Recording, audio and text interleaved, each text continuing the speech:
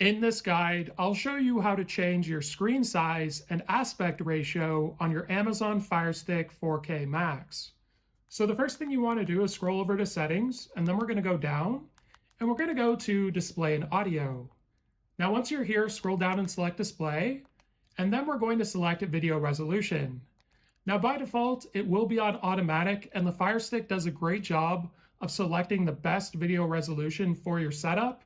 However, I do recommend you have a look and see, and if it's wrong, you can change it.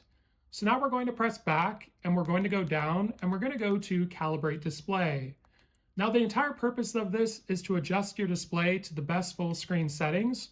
So if you see any black border around your TV, what you want to do is press up on your remote, which will make it bigger. And if you want to make it smaller, you can also press down to adjust the size. I'm going to go to reset though, because the default looks great for my TV, and go to accept. And now we're going to go back. And once you've gotten back to the home menu, to change the aspect ratio, simply press the settings cogwheel on your remote. And we're going to scroll down and select picture on the right side. And from here, we're going to scroll down and go to screen settings.